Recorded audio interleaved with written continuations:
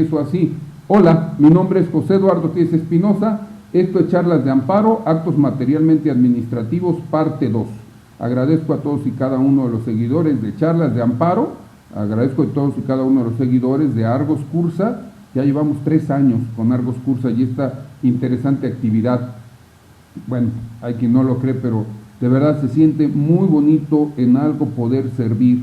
En algo poder servir. Vengo del escultismo, fui scout, sigo siendo scout desde ese punto de vista. Muchos años en mi vida y siempre listo para servir. Entonces es un placer ahora servir académicamente.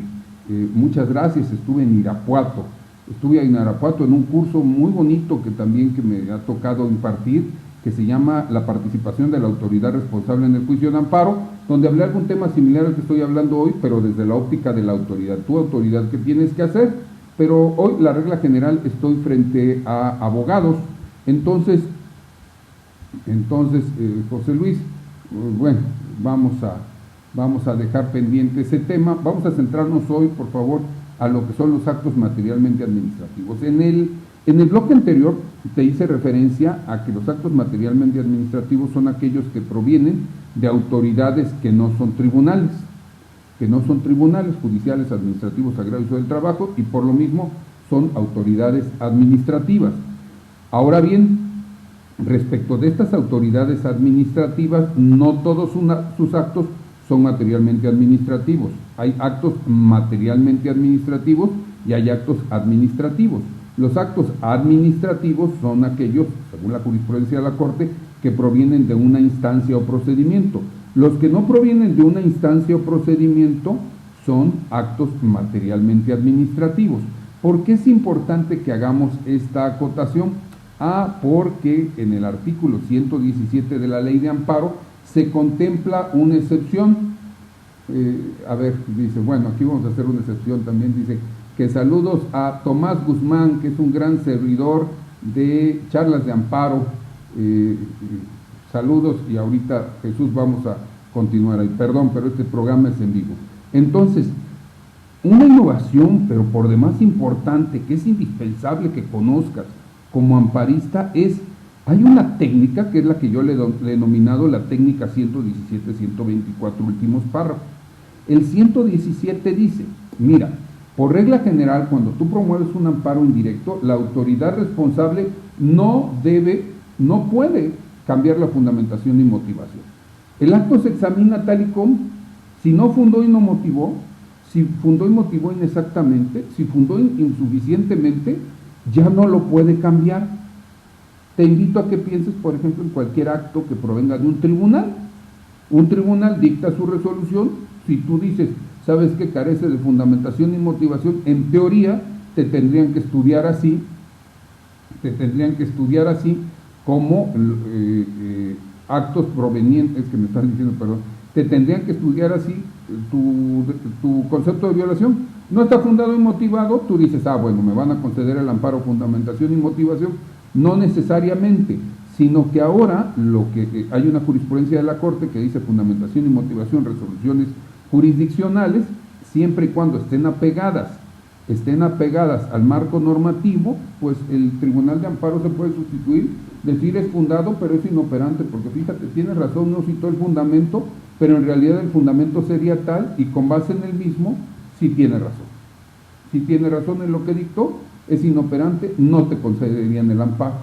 Pero en los actos materialmente administrativos, estos actos que me dicen que son los que provienen de la administración pública, o sea, no vienen de tribunales, en ese tipo de actos, antes de la nueva ley de amparo, los gobernados y los estudiosos del derecho se quejaban mucho de que había muchos amparos para efectos. Pongamos un ejemplo, te imponían una multa y tú decías en tu concepto de violación, fíjate que la multa no está fundada y motivada. La autoridad responsable rendía su informe, no podía mejorar la fundamentación y motivación, y esto traía como consecuencia que te concediera el amparo para que fundara y motivara. Pues de qué, ahora sí que, oye, pero no, yo lo que quiero es que, fíjate que no está bien dictada la multa. No, en realidad yo no cometí la infracción, lo que es el fondo. Entonces esto generó que el legislador, en la ley de amparo, en el 117 último párrafo, contemplara una excepción y dice, Ah, mira, en tratándose de los actos materialmente administrativos, la autoridad responsable, cuando se aduzca la falta o insuficiencia de fundamentación y motivación, en su informe justificado la autoridad deberá complementar en estos aspectos el acto reclamado. Ya te dije que hay un colegiado que considera que debe el juez de distrito decirle específicamente: estoy advirtiendo que es un acto materialmente administrativo y te requiero para que complementes la fundamentación y motivación. Yo pienso que no, hasta que la Corte diga lo contrario. ¿Por qué? Porque nada más dice, le pedirás el informe y le apercibirás de las consecuencias si no lo rinde conforme al 117. Si yo fuera juez de distrito, seguramente dictaría el acuerdo y te diría: mira, requiérelo conforme al 117, no la puedes mejorar a menos que sea un acto materialmente administrativo, en cuyo caso deberás complementar, y con eso podríamos conciliar con esos compañeros de otro colegiado que dicen que le tiene que requerir expresamente. Yo pienso que no tiene que ser así. Cuando se le requiere un informe, entonces la autoridad administrativa tiene obligación de complementar, en caso dado que falte, en caso dado que no haya fundamentación o que sea insuficiente la fundamentación. ¿Qué sucede si no la complementa? Yo creo que aún así se le debe de correr traslado a la parte quejosa. Algunos colegiados están haciendo interpretaciones en donde dicen: no, fíjate que si no complementó, no le corras traslado y no se puede seguir esa técnica. ¡Ay, caramba! ¿Por qué no? ¿Por qué estás haciendo una interpretación contra persona? Con todo respeto, compañeros, es una interpretación contra persona. A raíz de la reforma constitucional del 2011, de la del 10 de junio, que entró en vigor al día siguiente, tenemos que hacer interpretaciones pro persona. O sea, tenemos que hacer en presencia de una disposición, tenemos que hacerla más favorable al gobernado. Entonces, si llegas a la consideración y dices: ah, no, si no la complementaste, no le corras traslado, y entonces no le puedes imponer la sanción procesal del 124 último párrafo, que sea una consideración de fondo. No, porque entonces se prestaría precisamente a que la autoridad no complemente y entonces sigamos a la antigüita.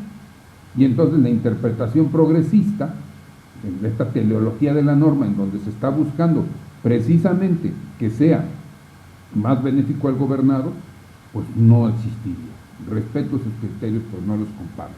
Entonces, ¿qué se tiene que hacer? Cuando rinda el informe justificado, el juez de amparo tiene que correr traslado. Correr traslado significa entregarle copia del informe.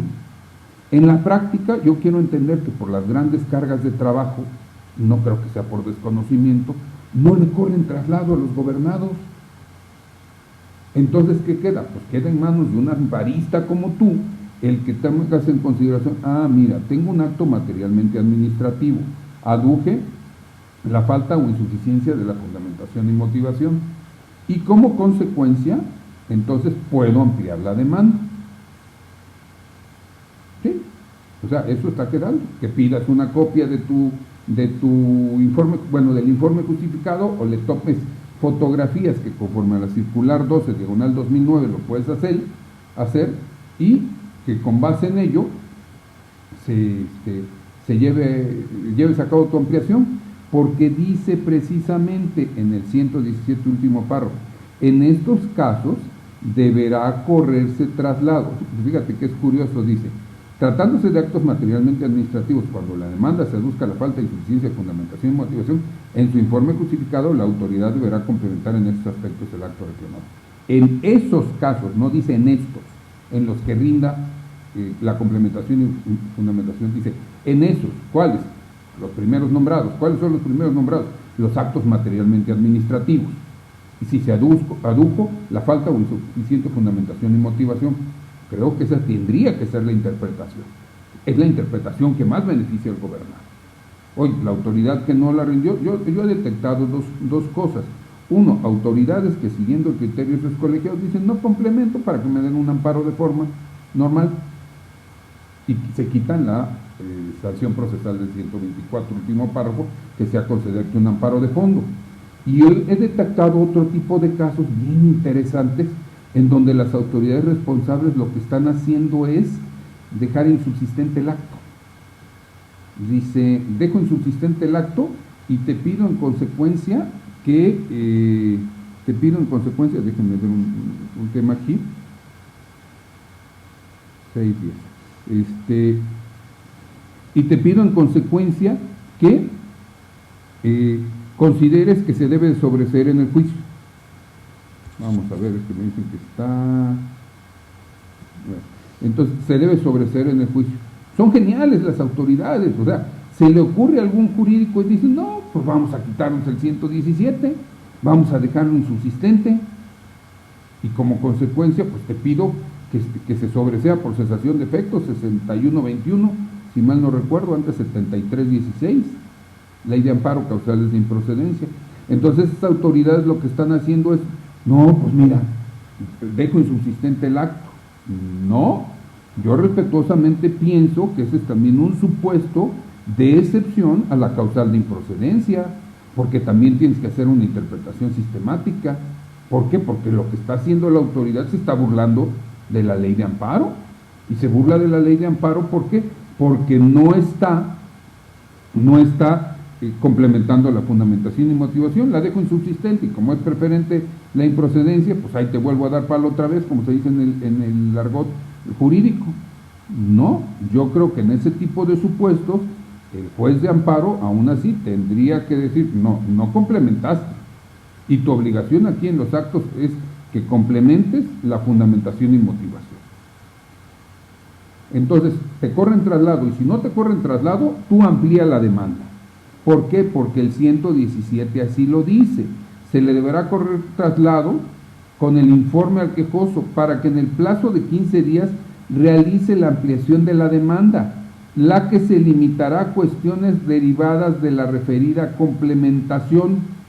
Quiere decir, no puedes controvertir otros aspectos que de inicio no hayas dado. Pero esto nos va a generar otro punto. Cuando se complementa la fundamentación y motivación, lo que sigue es darle vista a la parte quejosa. Es darle vista a la parte quejosa a la autoridad responsable, se le dará vista a las responsables, así como al tercero interesado, y en su caso se emplazará a las diversas autoridades que en ampliación se señalen. Para todos los efectos deberá diferirse la audiencia constitucional. Ajá, pero esto es, tienes tú que ampliar, y para que puedas ampliar se te tiene que correr traslado. Se detectó un asunto en algún lugar en donde técnicamente el juez de distrito no corrió traslado, y dejó indefenso al gobernado para que pudiera ampliar. Una posición que algunos juzgadores estamos sosteniendo es, ¿qué sucede? Y lo estoy diciendo desde el punto de vista académico, más ahorita lo puedo hacer. ¿Qué sucede si no te corren traslado? Desde mi punto de vista, el juzgador, el colegiado, tiene dos cosas que puede hacer como posibilidades.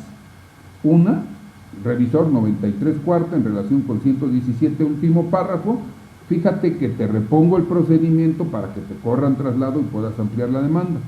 Ajá, esa puede ser una. Y si advierto que está carente de fundamentación y motivación, ¿no acaso el 97 sexta de la ley de amparo establece la suplencia de la queja aún ante ausencia de conceptos de violación agravios en relación con la jurisprudencia de la Corte que dice que sí se puede hacer? Entonces, pues también algunos colegiados están tomando ese rumbo. Dicen, ¿sabes qué? No te repongo, privilegio y pronto acceso a la justicia, y estoy advirtiendo que la autoridad no complementó, y aunque no ampliaste, no te estoy supliendo la instancia de parte, porque no es ampliar respecto a actos, es ampliar respecto a conceptos, y los conceptos inciden en cuanto a lo que es la fundamentación y motivación. Así, algunos colegiados están evitando reponer procedimiento, lo cual yo aplaudo, se me hace muy interesante. La otra técnica tradicional podría ser, bueno, repongo el procedimiento para que se te corra traslado, se te puedas ampliar la demanda, y entonces tengas la posibilidad de cuestionar si complementó o no complementó de manera suficiente la fundamentación y motivación. Sin embargo, eso nos lleva a tomar en consideración, algunos colegiados también están diciendo, Fíjate que si complementa la fundamentación y motivación, ahora tienes que agotar el recurso ordinario. Híjole, con todo respeto, creo que no es así. ¿Y por qué no es así? Porque el 6120 dice que no. Les invito, vamos ahora, causales de improcedencia. Estamos en el supuesto en que se te complementó la fundamentación y motivación, o se rindió el informe justificado por falta de fundamentación y motivación. Entonces, en el artículo 61, fracción 20 de la Ley de Amparo, se establece qué sucede en las causales de improcedencia en materia administrativa. Y aquí queda de manifiesto, vamos a 6120, que dice que contra actos de autoridades distintas de los tribunales, en fin, prevé en la primera parte lo que es la interposición necesaria del recurso. Pero dice en el segundo párrafo: no existe obligación de agotar tales recursos o medios de defensa si el acto reclamado carece de fundamentación, cuando solo se aleguen violaciones directas a la Constitución o cuando el recurso o medio de defensa se encuentre previsto en un reglamento sin que la ley aplicable contemple su existencia. Cuidado, 6120, último párrafo. Si en el informe justificado la autoridad responsable señala la fundamentación y motivación del acto reclamado, operará la excepción al principio de definitividad contenida en el párrafo anterior. ¿Qué quiere decir eso si interpretamos sistemáticamente 6120, último párrafo, 117, último párrafo, y 124, último párrafo? Que en tratándose de actos materialmente administrativos, al menos de lo que se desprende de la ley, no hay obligación de agotar recursos ordinarios contra el acto materialmente administrativo si promueves amparo indirecto. 107, fracción segunda, 117, último párrafo, 124, último párrafo, en concatenación con 6120, último párrafo. ¿Qué te parece si en el siguiente bloque seguimos hablando de esto? Y mientras esto sucede, mi nombre es José Eduardo Telles Espinosa. Esto es Charlas de Amparo.